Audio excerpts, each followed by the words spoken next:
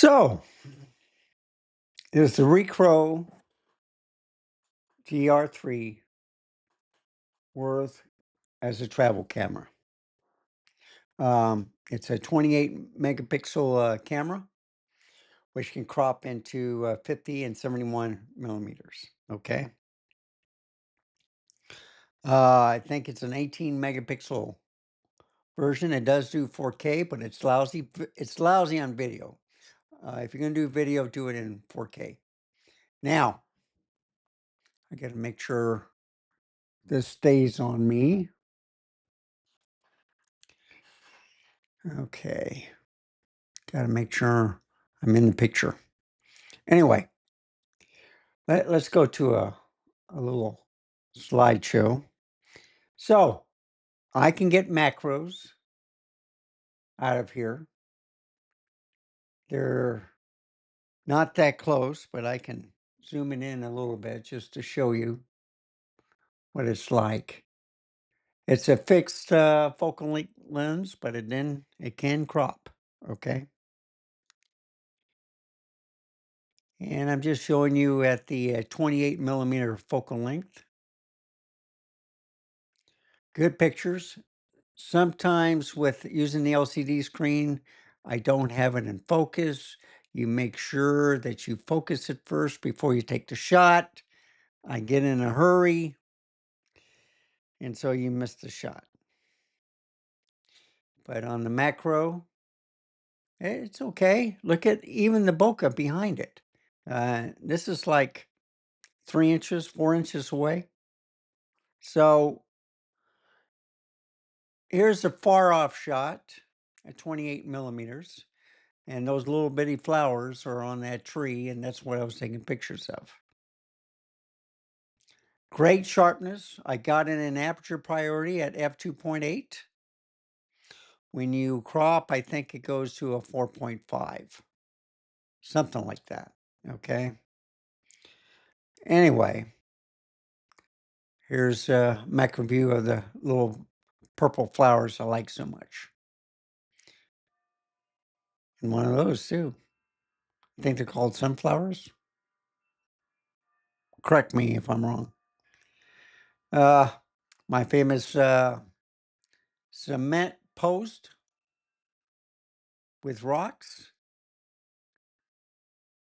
that doesn't support a post anymore for the wooden fence. But you can see, you can get in real close. You can see some fine detail.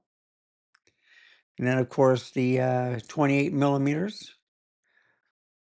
It's kind of partly cloudy. I'm debating to go out, but this is the perfect time to go out if you're going to do any shooting. Anything away from the heat, you're doing good. But once Easter hits down here in the south, it gets hot. So enjoy it while you can, or then you go to Schlitterbahn in New Braunfels and go for a dip and cool off. Go tubing. So here's what the dogs lay on, or the dog and cat lay on. They don't pee on it. But that's what it is for. It's for peeing, but they lay on it. So, and there's the close up. And then the little toy bot or bike that I got from At Home, which used to be Garden Ridge Pottery. But you can see how close you can get. I did not play with the exposure much, but I did play with the macro. So that's at 28 millimeters with the Last Supper, and then at macro.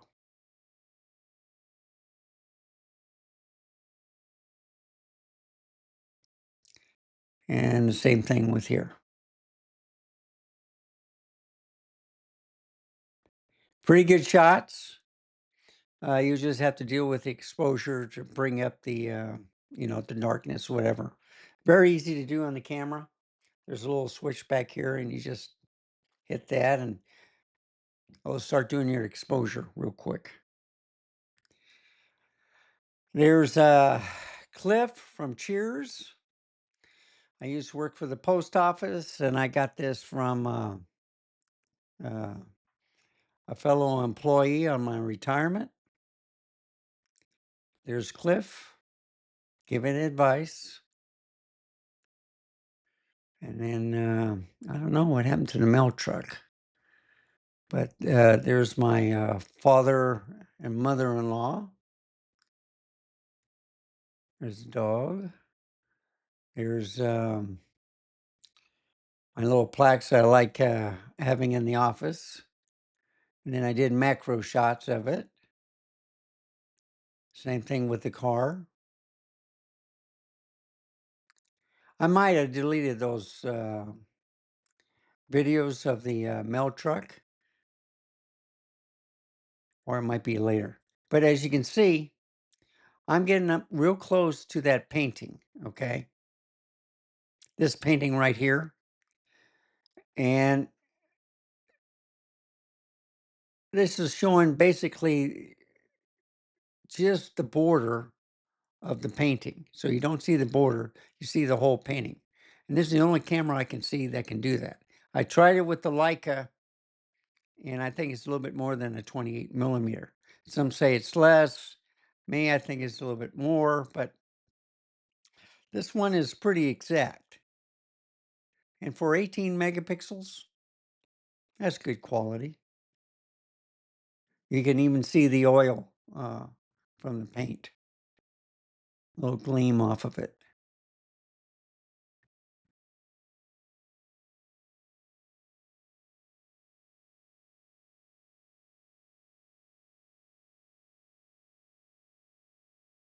And sometimes I got a little bit out of focus, but it's very touchy when you're in macro.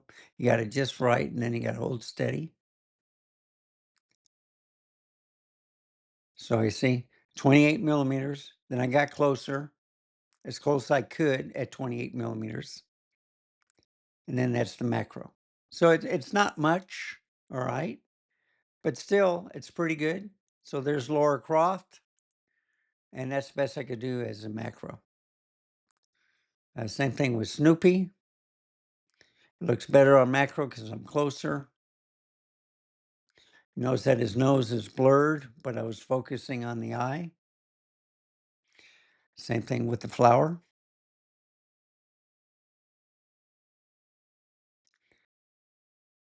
And then I did the same thing with the macro on this.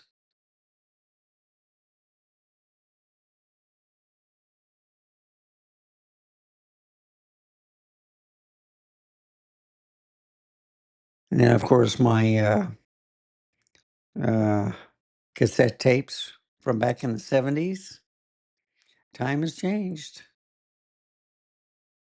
But you see, macro, you can get in a lot closer.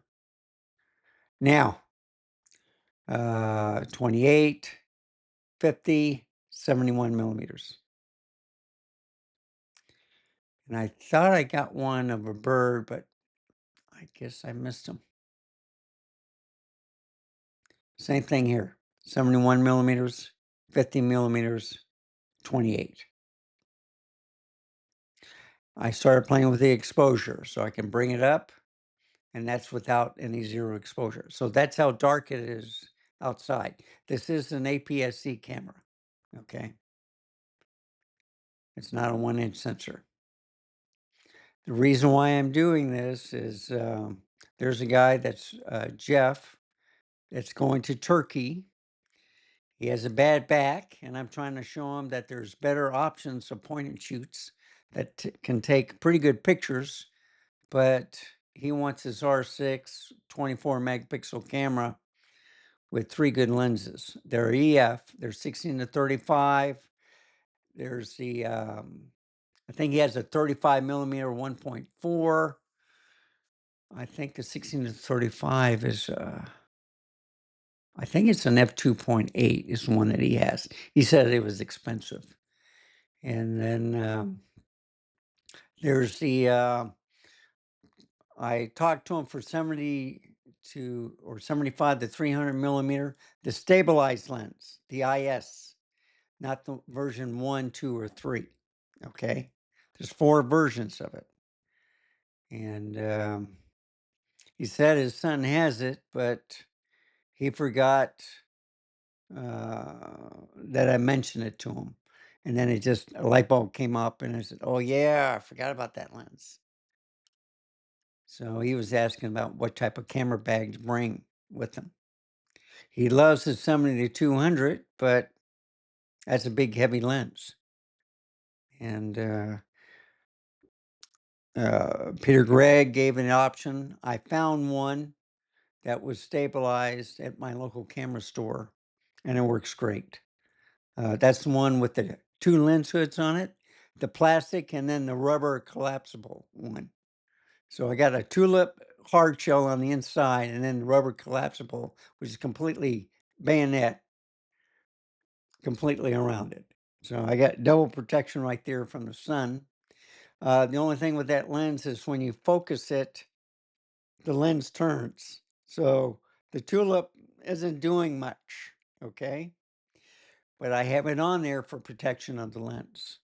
Uh, it's a 58 millimeter lens, and I got some lenses that have the filter on it, but I rather keep the filter on those lenses than to change it to this one. But here's my Yorkie. There's a macro. There's some stamps at 28 millimeter at the macro. Here's the car. I knew I took it, and I got the reflection off the glass of my table. And this is right underneath the Apple Studio display, the 5K one for my M4 Pro Mac Mini. And here's the macro. Pretty good, huh? And that's the last picture. So which one am I gonna do? Of course, that looks kind of nice. Why not? They served me well. So I'm going to go over here. I'm going to make this a large screen. I'm going to increase it.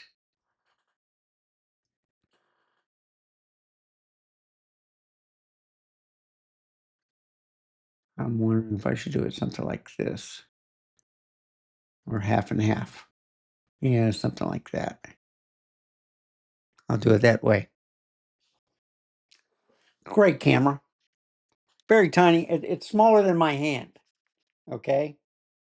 That's how tiny it is. Incredible. Okay. Battery life, not that great, but you carry some extra batteries. In my case, I got 3 batteries for each camera. I got the GR3 and the GR3X. One's 28 millimeter, the other one's a 40 millimeter. So you got both choices. I think on that 40 millimeter, it does a 70 and 90, or maybe a 50 and I can't remember. I think it does a 70 and 90. So anyway, great camera. Um, it's very easy to take pictures. Okay. What I like about point and shoots, if they're good, like this one is, I think the GR3X is a little bit higher megapixels. It might be the same, it's just the focal length that's different. But even if they're fixed lenses, I got filters on there to make them kind of waterproof, but I wouldn't use this in the rain. I did get a thumb grip on them, so I could better handle it. But the only thing is it doesn't have an EVF like the RX 100s do, which comes in handy now and then. But you can still work with the LCD screen. Um, you just saw that I missed a little bit here and there, but I can do that on a full-size camera too. You just have to get in and practice. You review the picture. Now, when you're looking at the LCD screen, reviewing the pictures, I would recommend going through the EVF because that's usually a lot better in most cameras. That way you can tell if the picture quality is good. But that's my take on it. What do you think? Write it down in the comments below. Thank you for watching. Remember, stay safe, keep smiling, and I'll see you next time. Bye, folks. Have a wonderful day.